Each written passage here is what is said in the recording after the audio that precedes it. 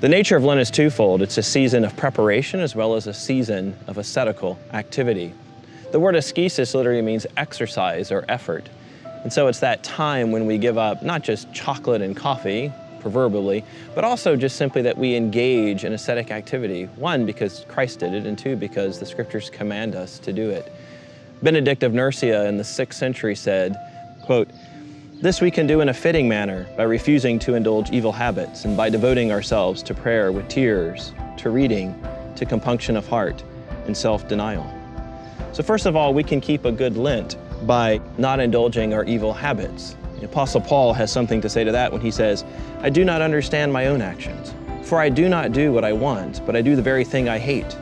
Now if I do what I do not want, I agree with the law, that it is good. So now it is no longer I who do it, but sin that dwells within me. For I know that nothing good dwells within me, that is in my flesh. For I have the desire to do what is right, but not the ability to carry it out. For I do not do the good that I want, but the evil I do not want is what I keep doing." So our spiritual lives are battles. We fight against the temptation to do the right thing when in fact we often do the wrong thing. We are people who are distracted by things. And so by putting those things away, by giving things up, it allows us to focus more fully on Christ and what He has done, and to make a good Lent. We can also keep a good Lent by devoting ourselves to prayer. And so Lent should be a season of prayer, perhaps more intentional than at other times of the year. Again, Jesus went into the wilderness and He spent time not only fasting, but in prayer. So in imitation of Christ, we pray. We pray fervently. We pray diligently. The Apostle Paul exhorts us that we should pray without ceasing. I doubt if that means that we should be praying nonstop for 24 hours, but nonetheless, that disposition of prayer, the attitude of prayer that we should always have, we can intentionalize it during the season of Lent. During Lent, we should also devote ourselves to reading, says Benedict.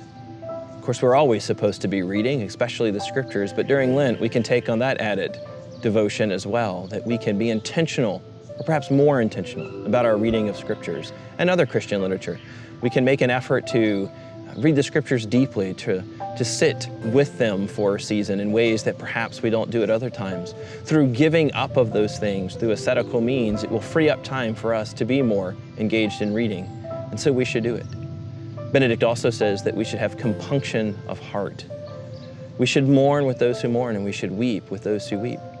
Jesus Himself had said, "Blessed are those who mourn." My guess is that most of us tend to rush forward to Easter Sunday. And again, I'd like to encourage us to not rush past the cross, but to sit with the cross and the reality of the death of Jesus Christ. Keeping in mind not only Good Friday, the day that He died, but Holy Saturday, that day of uncertainty, that day of hopefulness that Christ was going to come back. And so as we mourn during Lent, perhaps we can resonate with others who mourn more consistently because of war and hunger and strife. And again, giving up things in our life help us to identify with them more closely. The final thing that Benedict encourages in us is that we live lives of self-denial. This seems to resonate with the Apostle Paul's sentiment that we need to train ourselves for the purpose of godliness. The word training there is exactly what we think it would be. Exercise, going to the gym, preparing ourselves for this thing called godliness. And primarily that is accomplished through the ascetical disciplines. But we need to think of it again, not as simply giving something up and experiencing pain, but as a training of ourselves. Every long-distance runner knows that you can't finish the marathon without going through the pain. So why would we expect anything less in the Christian life? Our lives will be characterized by asceticism, and so we need to be ascetical people, training ourselves for the purpose of godliness.